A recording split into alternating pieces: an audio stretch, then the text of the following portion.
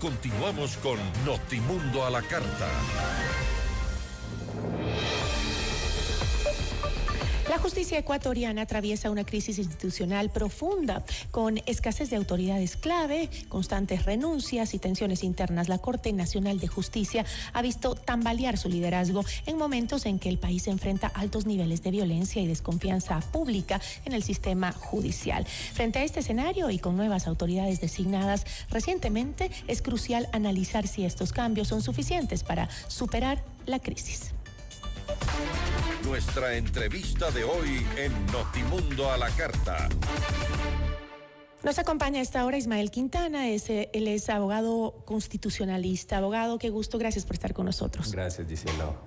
Ahora, la Corte Nacional de Justicia ya tiene nuevas autoridades. ¿Cree usted que esto es suficiente para resolver la crisis o solo cambia los actores pero el mismo problema continúa?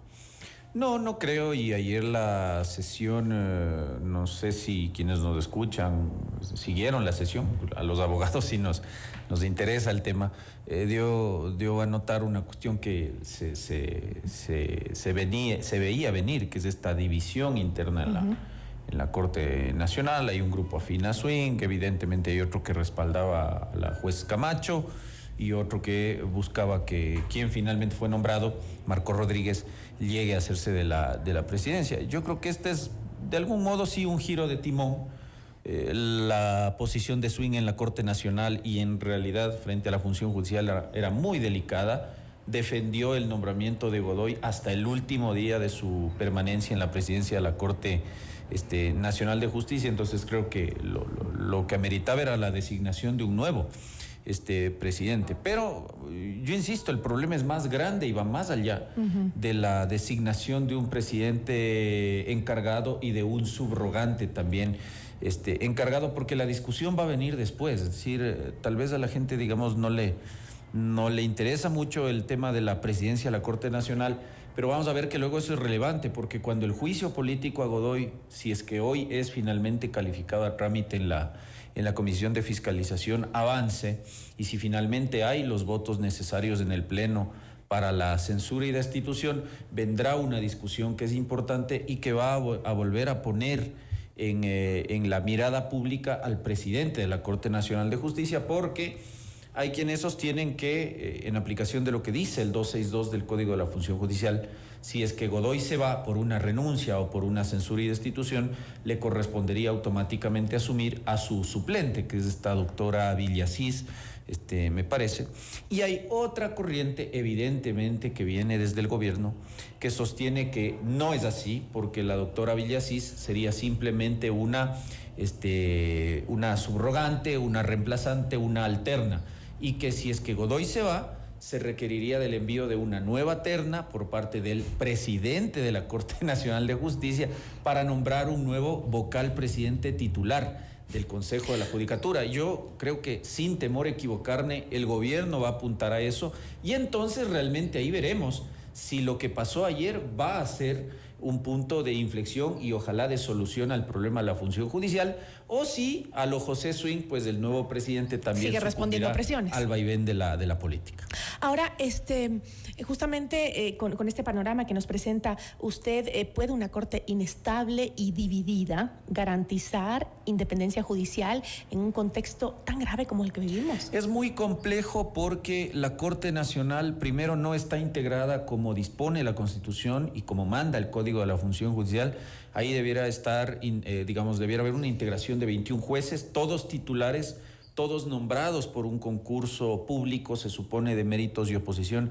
Pero ahí tenemos un primer problema, que es que el Consejo de la Judicatura no ha sido capaz de llevar adelante el concurso para llenar las vacantes. Entonces realmente tenemos una Corte que hoy, en su mayoría, y por eso es que ayer se hacía imposible el nombramiento de un presidente titular, precisamente porque como no tenemos jueces y con jueces titulares, entonces hemos tenido que sacar de las cortes provinciales a algunos jueces para colocarlos ahí de manera temporal hasta que al Consejo de la Judicatura, digamos, le dé la gana, vamos a decirlo así, de hacer este concurso. Entonces, fíjese usted cómo todos estos temas, digamos, empantanan el trabajo de la Corte Nacional. Por eso es que usted, principalmente, porque la atención se centra generalmente en la sala penal, esa sala penal hoy está en su gran mayoría integrada por jueces temporales, encargados, que de algún modo son puestos por Godoy, por el Consejo de la Judicatura y en su momento por quien presidía también la Corte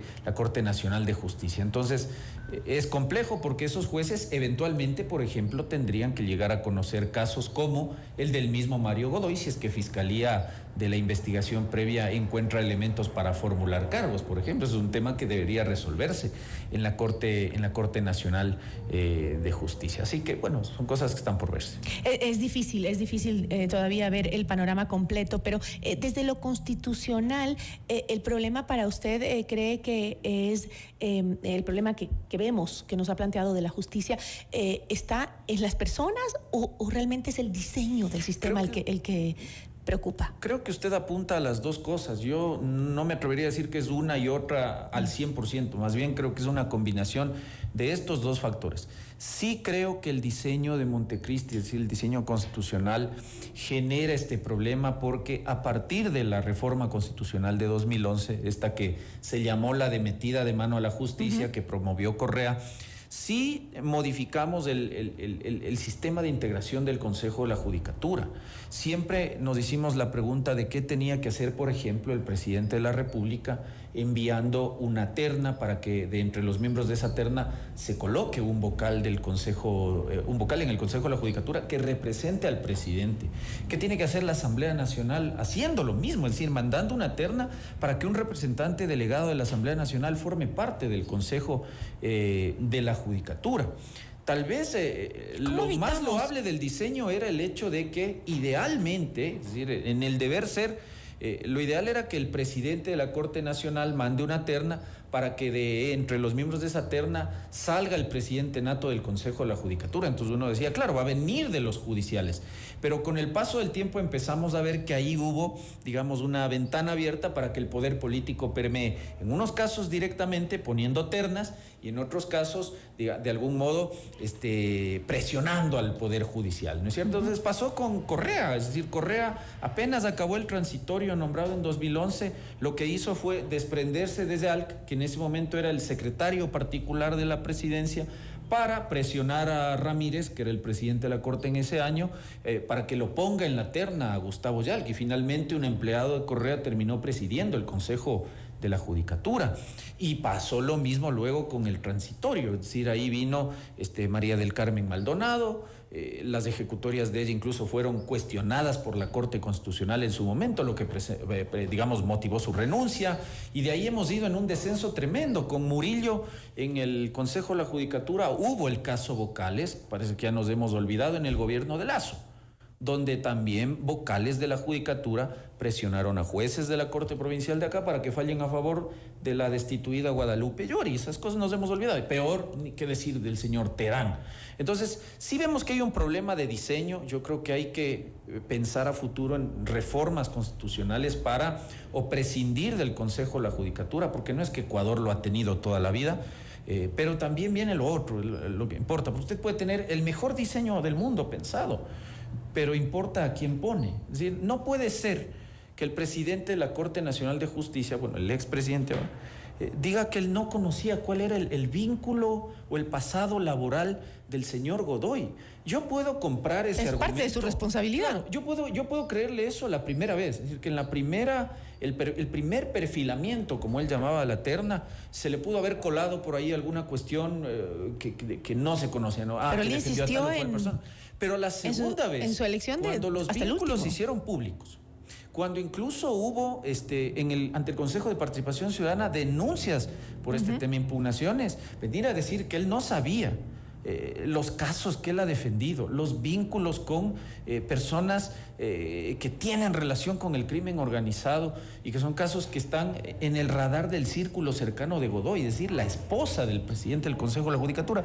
Creo que es inaceptable, entonces sí Pero es un ¿quién tema es el de que tiene estos elementos o estas herramientas para poder perfilar bien? ¿Es justamente, está en la presidencia de la Corte o estaba en SWIN o estaba realmente en los miembros del Consejo de Participación Ciudadana y Control Social? Son dos filtros, porque el primer filtro ninguno viene... funcionó. Claro, a ver, el primer filtro viene de cada una de las fuentes de envío o nominación de la terna. Entonces, yo soy el presidente de la República, entenderé que antes de que el secretario jurídico me redacte el oficio donde pone en conocimiento del Consejo de Participación Ciudadana los nombres y los números de cédula, he revisado previamente el perfil, la trayectoria, los antecedentes, es decir, que algo que vaya más allá de la revisión del cumplimiento de los requisitos meramente formales, es decir, que tenga el título de tercer nivel, que goce de derechos políticos, porque para eso bastan un par de papeles, pero sí hacer una suerte de trabajo, digo yo, vamos a decirlo así, de inteligencia, ¿no es cierto?, de cuál ha sido el pasado, qué ha hecho en su vida pública, qué ha hecho en su vida privada. Si yo voy a poner en la terna un abogado en libre ejercicio, por supuesto que tendré que ver cuál ha sido su desempeño en el ejercicio de esa actividad. Entonces hay un primer filtro en quienes envían la terna. Por eso es que yo le digo, querida Gisela, creo que es injustificable la explicación que da José Swing, es decir, él era el encargado. Incluso de también ver es los injustificable que no se haga nada con los vocales del Consejo de Participación Ciudadana. Y ahí viene lo segundo, porque hay varias instancias ahí para control. La terna, evidentemente quien nombra es el Consejo de Participación Ciudadana y para el efecto se nombran estas famosas comisiones de funcionarios que son realmente empleados de los vocales de Participación Ciudadana, que se supone reciben las ternas con las carpetas, con las hojas de vida y que se supone también hacen una suerte de segundo filtro. ¿Ya? ¿Qué pasó ahí? Porque también hubo una denuncia de que un señor de apellido Troya, muy cercano a Godoy, muy cercano a Fausto Jarrín, fue nombrado en ese momento miembro de esta comisión de técnicos o comisión técnica. ¿Para qué? Parecería que para dejar pasar estas cosas. Pero luego viene un tercer filtro, porque en el proceso ya de selección la ciudadanía puede presentar. Es el ciudadano, el filtro ciudadano. Ajá. Hubo más de 10 impugnaciones contra Godoy. Y dicen que también lo sabían dentro del Consejo de Participación. No, pero a ver, si el día en que se realizaban las comparecencias de los 3 integrantes de la terna a presidir el Consejo de la Judicatura, hubo uno que señaló una cuestión que a mí me dejó con la boca abierta. El doctor Juan Carlos Benalcázar, que formaba parte de la terna, dijo que un funcionario del Consejo de Participación Ciudadana, y se los dijo en la cara a los vocales, que un funcionario de este CPCCS le había llamado y le había dicho que de gana se había prestado para integrar la terna, porque el proceso ya estaba dado y la nominación de Godoy era prácticamente un hecho. Me llamó la atención que ninguno de los miembros del Consejo... Ni siquiera se sorprendieron. Ni siquiera le preguntó cuál fue el funcionario que le llamó a decir eso. Entonces, fíjese usted cómo aquí fallaron muchos filtros. Creo que la responsabilidad, claro, ha terminado recayendo finalmente en Swing, por muchas cosas que se han ido sacando a la luz, la designación de su hijo como tercer secretario en la Embajada de Ecuador en Madrid, justo cuando se tenía que enviar la terna, es algo que a lo que Swing ha tratado de esquivarle. Pero sí no se le quita responsabilidades a Swing, pero definitivamente también hay una gran responsabilidad. Hace bien en presentar la acusación constitucional para que los vocales del Consejo de Participación Ciudadana también sean llevados a juicio político, porque ya es hora de que en este país alguien se haga cargo de esta clase de cosas. Ahora, ¿qué impacto real tiene esta crisis en decisiones, digamos, clave, como es la prisión preventiva, las liberaciones y las sentencias que son sensibles? Bueno, es que estamos viendo que esto nace justamente porque hay un director provincial que llama al teléfono a un juez anticorrupción a decirle que por favor, no es que le está presionando para que tome una decisión, pero que ponga un poco de atención a los criterios de la defensa de un procesado, y de un procesado que antes fue condenado por narcotráfico y que ahora estaba siendo procesado por un delito como el de lavado de activos. Entonces, claro, uno pensaría que el Consejo de la Judicatura está ahí para comprar papel higiénico, jabón, tóner o papel bond para que los funcionarios judiciales puedan hacer su trabajo, pero no, eso es apenas una arista.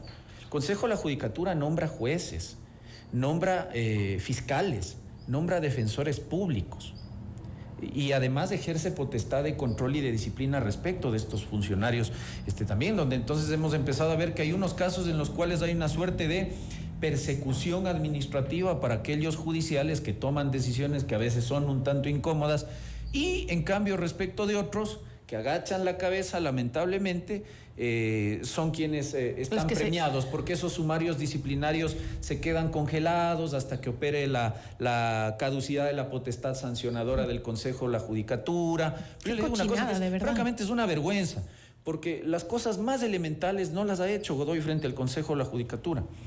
El año 2024 hubo la consulta popular donde se supone aprobamos la creación de judicaturas constitucionales especializadas. No ha pasado. Lleva 2 intentos fallidos para llevar adelante el concurso para justamente cubrir las vacantes de los jueces de la Corte Nacional de Justicia. No ha pasado, pero es que ni lo más básico. Y le digo esto porque cuando uno va como abogado a las audiencias... ¿Será que se presenta hoy en la Asamblea judicial a dar su informe de gestión? Entiendo que ha ido.